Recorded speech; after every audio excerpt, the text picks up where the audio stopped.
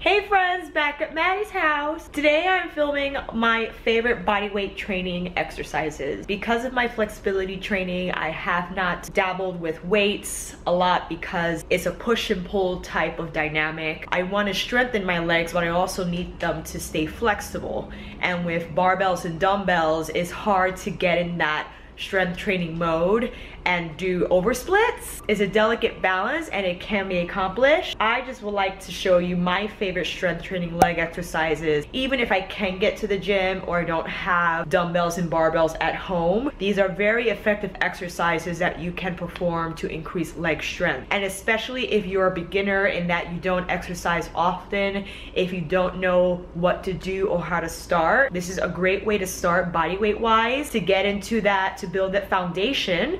And if you want to move on to barbell work, whether it be powerlifting, Olympic lifting, or what have you, you have a start to go from. Before we roll in, please subscribe, click notification bell, and without further ado, let's roll into it.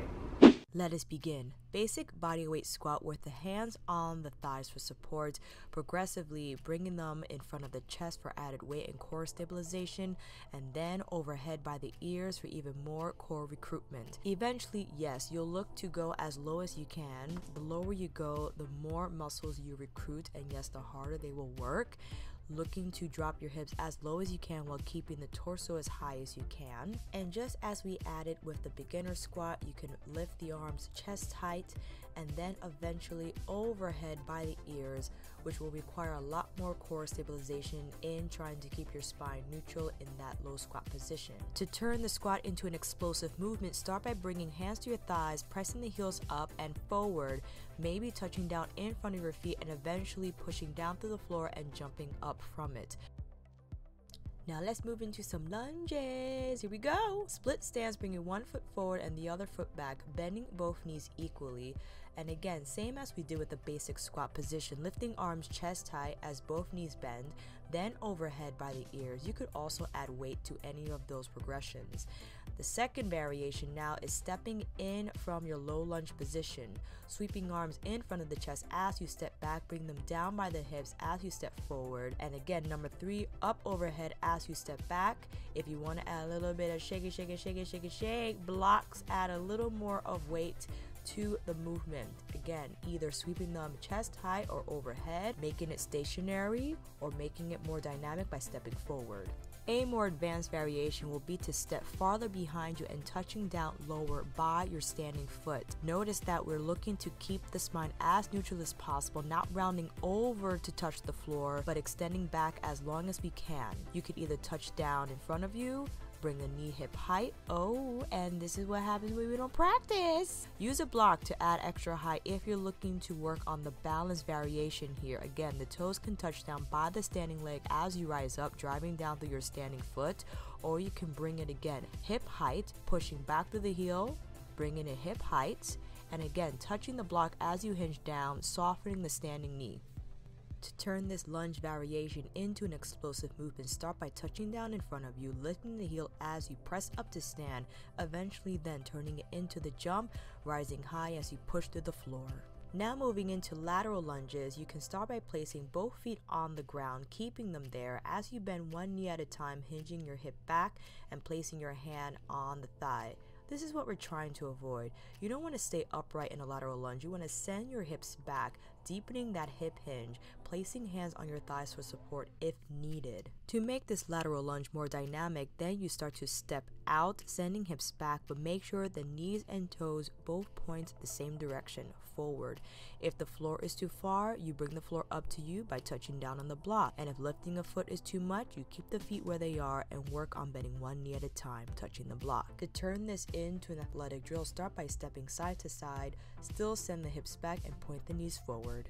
You guessed it, it's push-up time. Place a block under your chest and start on the tall height, bending the elbows by your side, sending your chest forward. If that's easy, then prop the block down to its medium height, still bending the elbows by your side, touching the chest to the block. If that becomes easy, prop it down lower, chest to block, lowering and pushing up as one unit with a neutral spine. And of course, eventually, yes, you lower it all the way down to the floor, keeping the chest wide, bending elbows by your side. If you want these to feel tougher even on the knees, hands on blocks and drop the chest between the blocks. If you have shoulder issues, start by scapular push-ups, isolating the shoulder blades, keeping the pelvis forward, not letting it sit back, pulling the shoulder blades together and pushing them as wide apart as you can. If you want to progress this particular movement, then yes, you can do it on straight legs. If you by chance encounter wrist issues, whether it be in planks or push-ups, here is how we can tackle that problem. Here are a few of my favorite wrist stretch exercises. I also have a video on my channel solely dedicated to each of these stretches and mobility exercises. Fingertips forward, then fingertips facing the knees, tops of hands down, fingertips in. Speaking of plank, shall we go over basic plank alignment?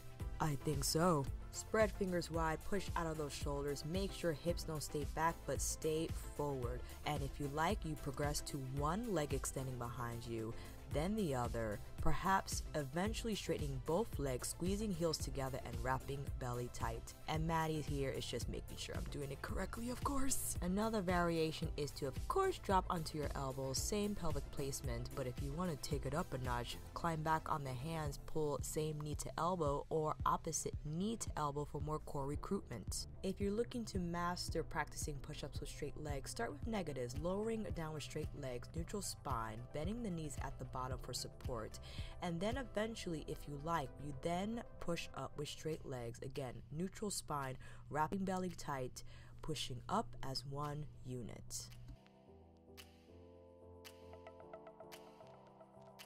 Side plank variations will start on the elbow and the inside knee bend, pressing the inside hip away from the floor, but watch that saggy shoulder. Lift inside waist up, press hip forward, and then from there you could eventually progress to then lifting arm up and then pressing the inside hip up while keeping the knee on the floor. Eventually stacking legs tight, keeping inside hip up, and of course lifting top leg as well. You could also turn this into a dynamic exercise by pressing up the hip and lowering down, either on the inside knee or with staggered straight legs. To progress the side plank hip lift, add blocks, placing the sides of your feet on them, stagger the legs. Now that your hips have to clear more floor, it will recruit more core from your part. Make sure you keep those hips forward. Phew, what could possibly be next? Modified burpees, of course. This is how I like to teach a burpee in class. Start by hinging your hips back, bending your knees, dropping them to the floor, walking hands back, using thighs for support to stand up. And then if you want to progress that, start by walking forward in the same way but dropping one knee, extending the opposite heel back and walking in the same way, hinging hips back. Eventually then, yes, you'll be able to walk forward with straight legs. Here I drop the other knee, and you can make it into an exercise, alternating knees as you continue your reps. Another variation is to drop your hips lower, still bend the knees but adding a push-up with bent knees, keeping legs wide, walking hands in, dropping hips lower and then standing up from a deeper angle. And then of course, once you've mastered push-ups on the knees, you walk forward with straight legs, lowering and pressing up with straight legs, deep squat, and maybe adding a jump. Remember the jump progressions we practiced in the basic squat portion of this video.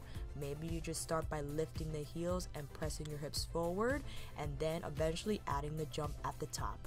To reverse this breakdown, maybe you start with wide legs, placing hands down by your feet and stepping one leg behind you at a time, and then maybe you start by stepping both feet back, not with a hop per se, with step, step, step, step in wide, hips low and drive up, and then eventually you do the hop back, keeping the hips high, and then eventually when you develop the core strength, you then step back further, adding the jump at the end for the explosive movement. Phew, what else could possibly be next? Well, let's start by pressing our hips up and forward. Another way actually to enter bridge, but this is more strengthening in that you're pushing your heels down, pressing hips up and forward, engaging the whole back of your leg, and then maybe adding a shoulder stretch at the top.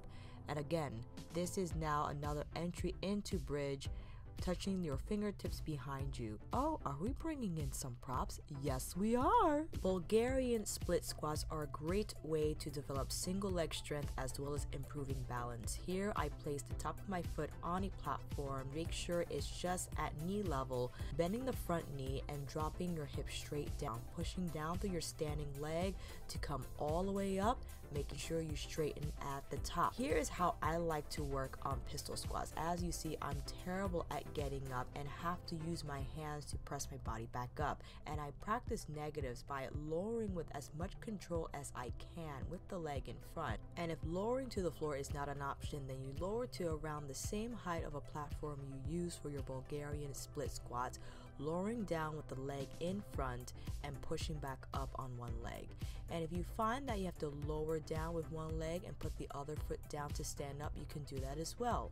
Or reverse it, lowering down with both legs and just pressing up with the leg in front, or putting the foot down as I said and coming up to stand. And we can't have a body weight training video without tricep dips. Here I use the same platform, fingers off the edge, bending the elbow straight back, and to progress it you add one knee in towards your chest, or you add a knee extension to the elbow extension. Of course, the hardest will be to straighten legs in front of you. Bringing you in for some core specific exercises, learning how to breathe and just engaging the abdomen is the first step. Then if you want to progress this, you can add the legs by lifting knees hip height. If that's too heavy for the pelvis, you just lift one knee, the other foot on the floor in front, switching maybe around 5 breaths each leg, and then eventually you can lift the shoulder blades off the floor, arms hovering by your side. Hollow body position, perhaps my most favorite core position to practice in. Arms overhead, legs in front. If this is too advanced, you bend the knees and bring the arms back by your hips. A variation on some spinal flexion work, instead of curling straight back, you curl to the right and left onto that side butt cheek, really carving out the front body. And to progress it, you add the legs, they extend out in front of you. Another variation is to stay low, bring the legs together and rock side to side. And with the legs off the floor, straight, arms by your side, rocking side to side as one unit. Now we flip over for some spinal strengthening. Stacked hands under the forehead, elbows wide, just lifting the chest and arms off the floor. To portion this out, maybe start by lifting one leg at a time, using your glutes to do so, extending from the hip. If you want to incorporate the arms, start by lifting opposite arm to leg, single arm and single leg at a time, with control and while keeping your head down on the mat. Oh, I think we're done. I hope that was helpful to you guys. This is a very general video of my favorite bodyweight moves. Of course, when I'll edit, I'll start to think, oh, I should have done that. I should have added this. And that's why I'll just add those updates onto my channel. If there are specific movements that you feel you need help with, please let me know down below. If you need more breakdowns, if you need more progression, also let me know. Let me know down below what your favorite bodyweight exercises are. Let me know some of your goals, what you're working towards. And I'm not talking aesthetics, I'm talking about strength. Maybe you want to increase the strength of your legs, of your arms, to help shoulder mobility. We're trying to move into the realm of longevity, treating our bodies well, not so much carving them out to our most ideal shapes, but making sure we take care of our bodies so they can last us for as long as possible. We don't want to get hurt. We want to stay injury-free, and we want to do everything we can to prevent that from happening early on. Thank you friends so much for watching. I hope this video helped, and if you like this video, please give it a thumbs up and subscribe to my channel. And until then, I'll see you on here again with another review, tutorial, plank, or lunge. Take care, and I'll see you again soon.